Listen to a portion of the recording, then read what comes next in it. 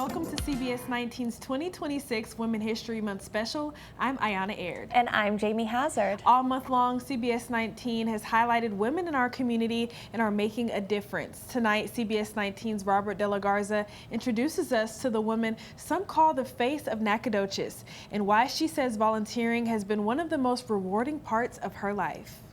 When you think Nacogdoches, you might think the oldest town in Texas, or the hometown of soccer legend Clint Dempsey. But there's another name people know just as well, Betty Shin. I moved here in '75 and became active as a volunteer in the Chamber of Commerce first. So I became involved in one thing led to another. And after retiring from the medical field in 2013, Betty didn't exactly slow down. She doubled down. Things that I really like to get involved with. I stay pretty busy doing that. I retired in 2013 from the hospital work, but I didn't know how to say no to everything else. So, serving on boards, organizing festivals, and volunteering with organizations like the Boys and Girls Club. I think to know when you've finished a project or you're working on a project and you can see the positive results makes it all worth your time. Over the decades, Betty's hands have been in countless projects, from restoring historic buildings to mentoring the next generation of leaders. The entire city, everybody that has ever met her or hasn't met her should know her, but she has had her finger on the pulse of all the organizations that help others. Like Betty's longtime friend, Nancy Wyndham. That every part of her life, business and professional, for the people that know her, has been impactful in a very positive way. No, she doesn't hold the record for the fastest goal in a World Cup, but her decades of service have scored her something else, a Lifetime Achievement Award. She has moved the needle forward. It doesn't matter how old she is or how young she is. She puts the same heart into it. And at 86 years old, I guess one day maybe I'll run out of energy, I don't know. Betty still shows no signs of slowing down. So there's always something on the calendar upcoming. But I enjoy the work that I do and just enjoy the people. For a town known for its history, many say Betty, the face of Nacogdoches, has become a part of it. For CBS 19, I'm Robert De La Garza. Well, that's definitely a wonderful thing that Miss Betty Shine has been shaping Nacogdoches with her legacy and all of her service in that town.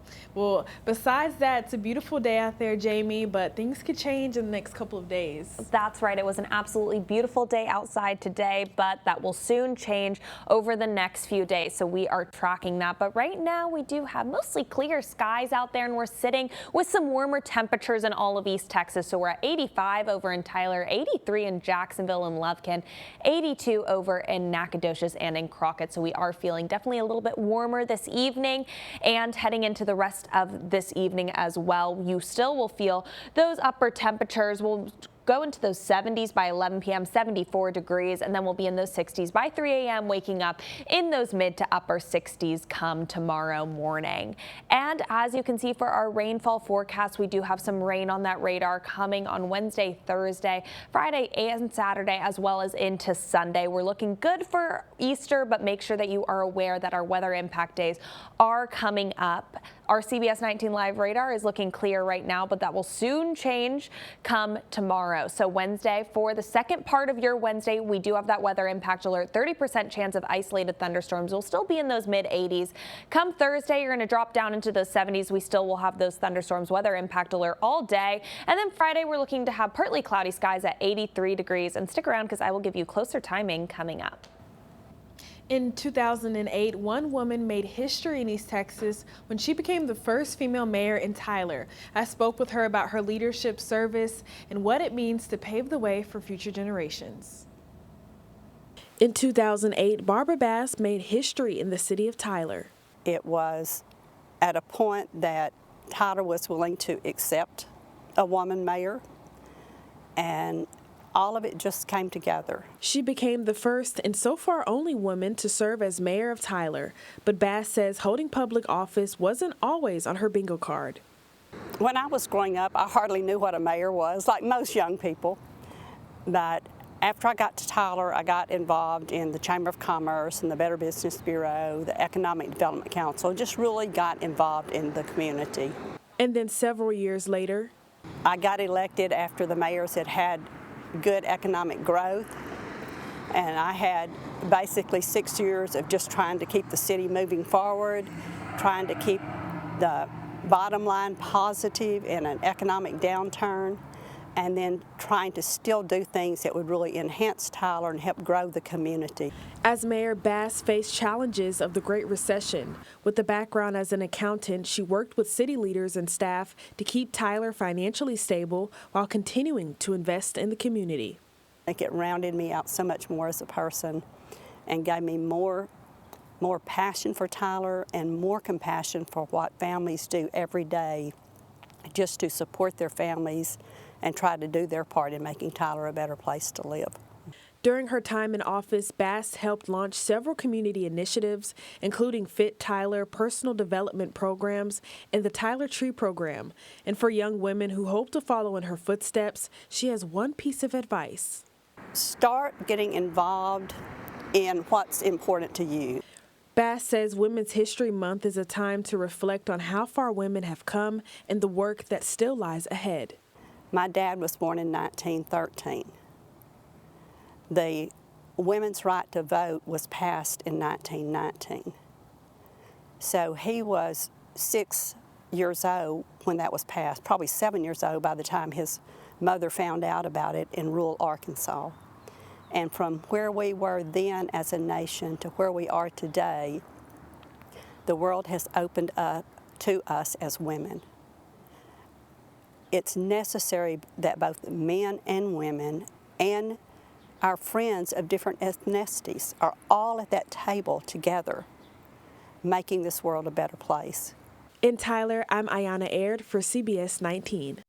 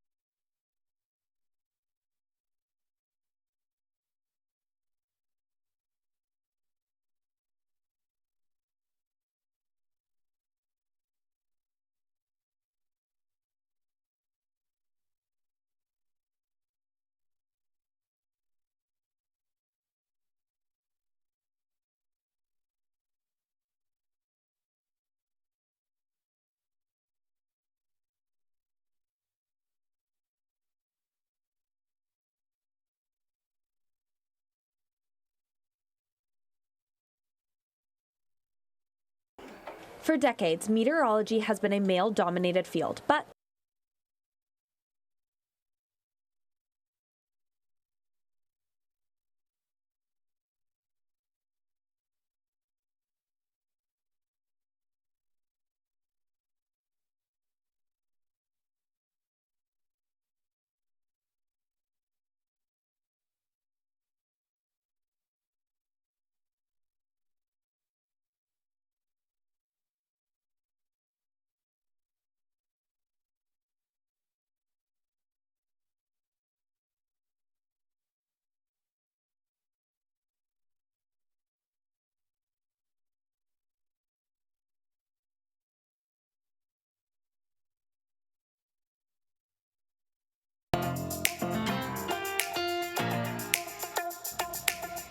in a field once dominated by men, more women are stepping into key roles in meteorology. I went and found out how 2 Texas National Weather Service leaders are helping change the forecast for the next generation.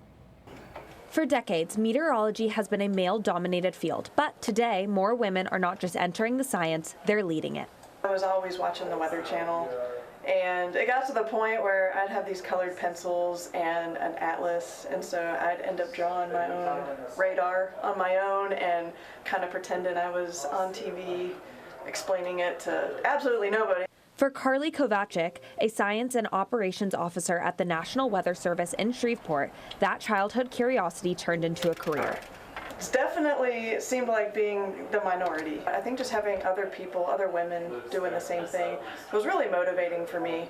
That support system is something experts say is critical, especially in STEM fields where representation hasn't always been equal. Number of females that I work with now has grown significantly. There's about 6 or 7 right now. And so we are seeing larger numbers of females wanting to join the Weather Service or just going into the field of meteorology.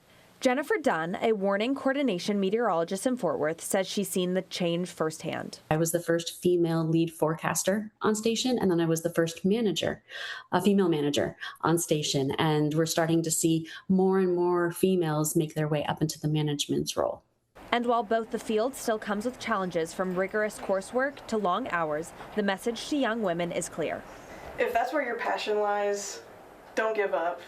Don't let anybody tell you that you can't do it. We've got a lot of the same science background and education and knowledge, the same education, and can really kind of bring a unique perspective in some cases to the offices that they do work in. Because for them, representation isn't just about today, it's about inspiring the next generation. I think just seeing women in the job, performing the duties that I want to perform, and being able to just reach out to them and ask questions, I think that's carried me along the way. That kind of visibility is helping pave the way, not just inside the workspace, but in classrooms and communities across the country. Like when I walk into an elementary school, I kind of see kids, eyes light up like, oh, this is a female, So our reach with some of the younger generation is very important, and we've been able to accomplish that. As more women step into forecasting and leadership roles, they're not just predicting the weather, they're helping shape the future of science. Happy Tuesday evening. Let's take a look at the weather for East Texas now. So we do have that weather impact alert happening for Thursday due to those thunderstorms moving through the area. We do have a breezy and warm evening ahead outside. As you head outside right now, you'll see it's just a little bit humid and it'll increase as the evening progresses. And then for our Easter outlook, we are looking a little bit brighter, but it is going to be brisk. So you might want to pull out those jackets if you're heading to church or doing whatever on your Easter Sunday, but we are looking good for those rain chances as well. So the rain and thunderstorms, here's what to look out for Thursday, 8 a.m. to 4 p.m. The impact, we're going to see some gusty winds in all of the area as that system moves through. Make sure that you have that umbrella out. You might have to dig it out. We haven't had to use it in a while. And make sure that you have that CBS19 app nearby because we will keep you updated on the latest timing here. And tomorrow as well, you might be experiencing some heavier winds. We're going to get to around 30 miles per hour in most of East Texas. So make sure that you are staying aware of that. Make sure you're pinning down any Easter bunnies outside on your front porch, but we will be staying in those upper 20s, maybe even 30 miles per hour, 31 miles per hour over in Dallas. So make sure that you are staying aware of that as we head into your Wednesday. And then we will also see that on Thursday as that line of thunderstorms start to move through the area. Wednesday, 4 p.m., you'll start to see some of those scattered showers, maybe even a severe thunderstorm or two moving into Thursday. So as you can see here for your Thursday, we will start to see those come through at around 8 a.m. We'll see that line start to move through the area, and that'll stay true heading out for lunch noon on your Thursday. We'll really see that throughout all of East Texas, and then that'll move through by late afternoon. That round of thunderstorms should be out the door, which is good news for the rest of your Thursday evening and into your Friday as well. You'll just see a few scattered showers or two as we move through the area with some nicer temperatures as well. So we do have that low pressure system that's going to make for a stormy Saturday. So we have that weather impact alert for sure for Thursday and for Saturday. Those are going to be where we really see that line of storms move through. We will be sitting in those upper 80s and we'll be in those 70s as well. By Saturday and Sunday, you'll be in those 70s and then upper 60s as well for your Easter Sunday. As for your Wednesday, 7 a.m., 68 degrees, mostly cloudy skies. We'll be at 79 degrees by noon. 4 p.m., we're looking to be at 84 degrees. So we'll have a nice warm up as the day continues. As for the next 7 days, weather impact alert for the second half of your Wednesday.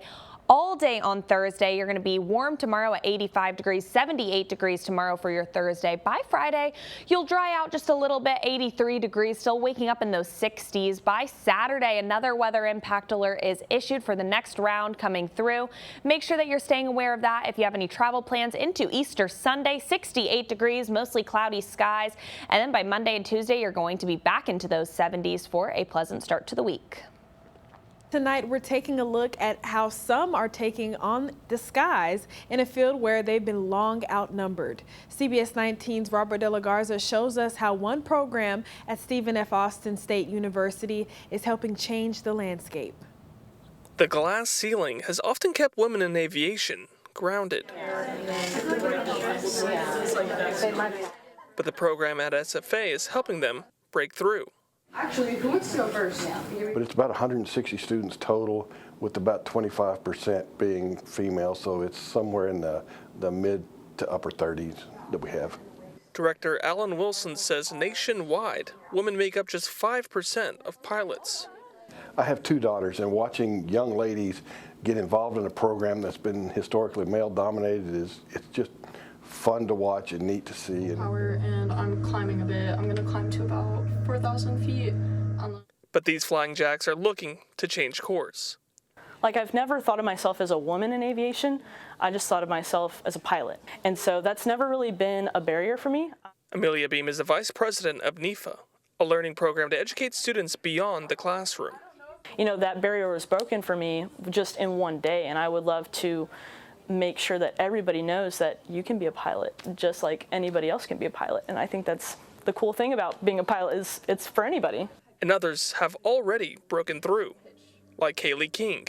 I started here 4 years ago, and there was 4 of us, only 4 of us. And then so each year it doubled. So I think that if we had 25 people in here, or women in here today, that we're going to have 50 next year. King, a recent graduate and the first female flying jack to become a certified instructor. That and just hope that that will reach other women, and hope that they see that and be like, oh, well, she became a pilot, so I can too. With just a handful of women a few years ago, to a program that's now taking off. As long as you're not focused on comparing yourself to others, you're going to succeed, because you're doing it for you and you're not trying to prove a point to anybody else. The glass ceiling may still exist, but more women are beginning to push past it. For CBS 19, I'm Robert De La Garza. East Texas Professional Credit Union knows leading the way in Texas takes more than a Lone Star. It takes financial stability that earns A+ ratings. It takes exceptional service that receives 5-star rankings. It takes an established in Texas for Texans kind of history. It's about giving our members top priority treatment, which leads to Best of East Texas reviews. Come enjoy the 5-star experience we work hard to provide for all our members. East Texas Professional Credit Union, proudly serving East Texas for 70 years.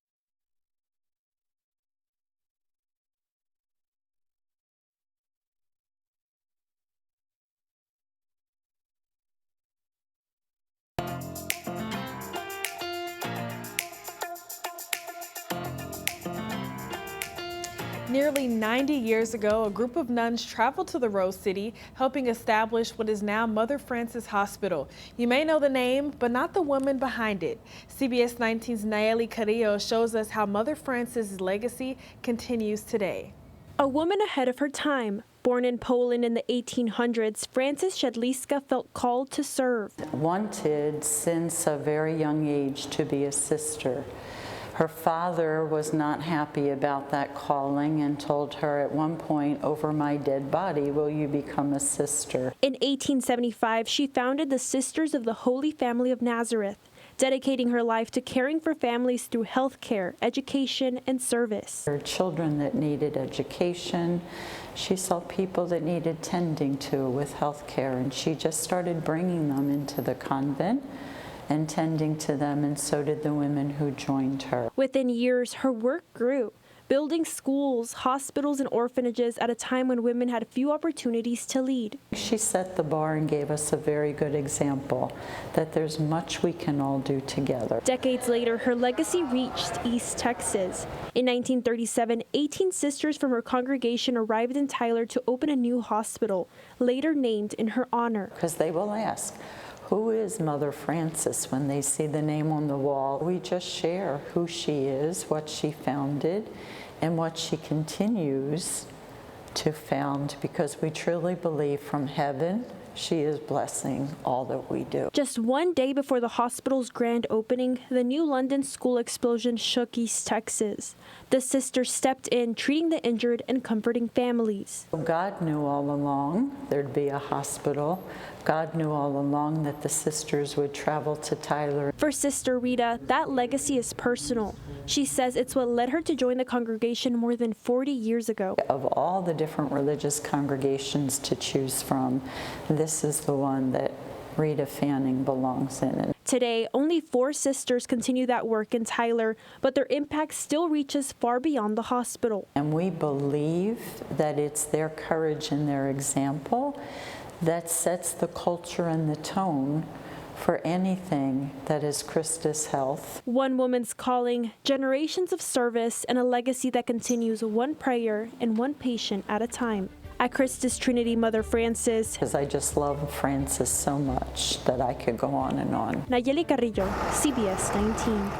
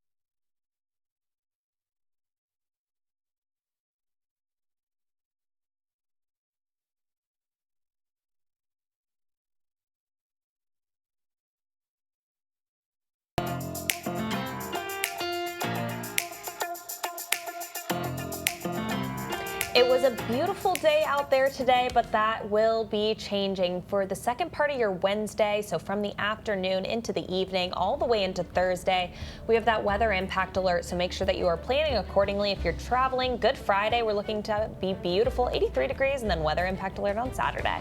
Well, thank you for watching CBS 19's 2026 Women's History Month special. We'll see you back